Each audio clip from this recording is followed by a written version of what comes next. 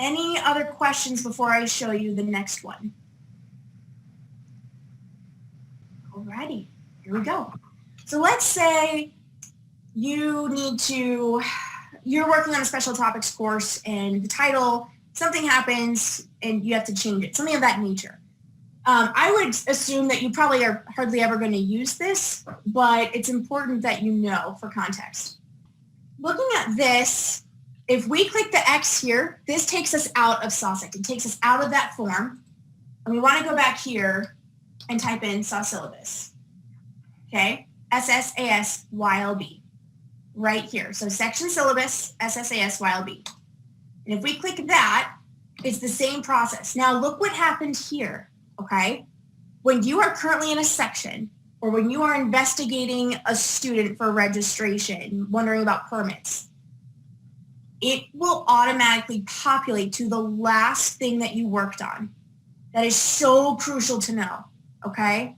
It will automatically populate because you don't want to go ahead and make a change for someone else and you forget to double check here, okay? Now we're still working in the same course, so we're good. So you have fall 2021 and we have our CRN. That's so important to know when making changes and looking at things. Everything populates down here. And if you click go, voila. Oh, but we're missing something. And see, this is one of the things that you want to be conscientious of. There should be a title in here for this course. Why? Because this part of Banner is what will show for students when they're registering. I mean, we have to make sure that a course has a title, right? So how do we fix that? If it's ever blank here, click copy, and it automatically is pulled in. That's where Banner is one of our best friends. And when this happens, you click save, let Banner do its thing, and it was saved successfully. And again, it's another instantaneous thing. So the changes you make to Banner are instantaneous. So the time changes, instantaneous. Instructors, instantaneous. Locations, instantaneous. It's all instantaneous. I promise I won't say that word anymore. But this is where you would go. Hey, Ainsley. Yes. It's McKenna. Hi. I had my head down writing. Can you go over that last piece for when you said copy to pull it down? Yes. Probably yes, super simple, but I missed it. No, you're good. Sometimes I get so excited talking about this that I go a little too fast. You're good. So if this is blank, which again, it never should be, it shouldn't be. So this was basically the luck of the draw. Then you would just click copy and it automatically pulls in. You don't have to type anything. Just copy and save. But if there's a special topics course, for example, then you would want to type that in here. So it could be, just as an example, okay? We're in the testing environment and then click save and then you're good to go there. But again, this is one that's really just going to be view, essentially. You really should never see this blank, nothing like that. That should all be good to go. But if you do have a special topics course, this is where you would change that title, right in here. This is where you change it and you would have to type it. And you don't have to worry about anything down here. This is all informational only, and you don't have to worry about this tab either. This part's really easy. So that is the SSASYLB screen.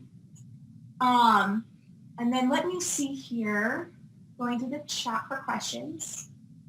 How do we get a Blackboard password? So to my knowledge, this is something that you would need to go to for IT.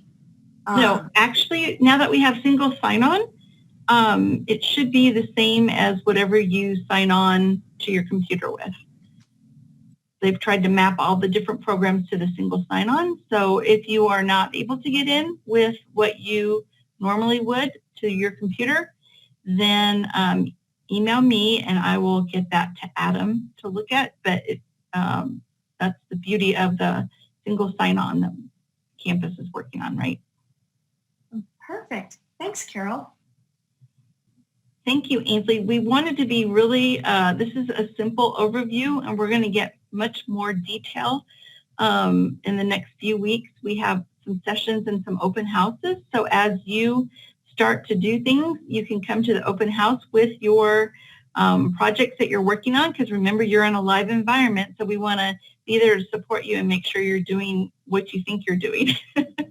So the materials, again, are in Blackboard for you, and we can get much more detailed in some of the other sessions that we're going to have for you, but we just wanted to give you a brief overview today so you're becoming familiar with it, trying your login, and so when you come to the next sessions, we can get into more detail.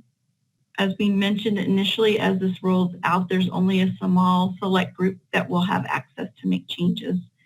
As we see how this goes, as we dive in deeper, then we may loosen up restrictions, but initially we're making it pretty tight just to ensure we don't lose information.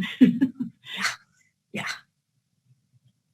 And please know, this is also a learning process. So as someone who has seen, and I probably say this too much, and I'm sorry if it's a little annoying, but as someone who has had experience with Banner as the complete finished product on a teaching level and a student level, it's wonderful. So feel free to give yourself some grace as you're learning all these different parts of Banner, and we're absolutely excited that you're a part of this and that you're learning this.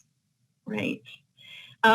There are other things that we'll get into that are attributes on courses that you will not have access to, because it also is a page where funding is attached to courses. So if you inadvertently remove that, you may not get your course fees for courses that you're supposed to have. So there are some things that we are not releasing to you guys that we will have to be doing in our office. And again, we'll see as things roll out, but we're trying to just be kind of restrictive in the beginning just to make sure we've covered everything. And again, all the how-tos for Banner specifically for Pueblo, because again, other institutions might have their own protocols, but for Pueblo specifically for how we're using Banner will be available on Blackboard, okay? Yes. And that's a good point, Ainsley. I know, I think Jolene had found some other materials, which are great resources. It's just that Banner is thousands of forms and pages, underlying tables. And so not every institution uses the same setup. So it may not apply to what we have, how we've set up our system. So it's not to say that it's not a good resource. It's just that some of it may not apply, or we may have set up differently. So well, and you don't know how old it is. True. Yes. It could have nothing to do with. Yes. But, he was excited, and so I said, well, I will ask. Okay. He was excited. Yeah. Alrighty. Well, I think, again, if you have questions, by all means, feel free to ask, but otherwise, I think we are good to go.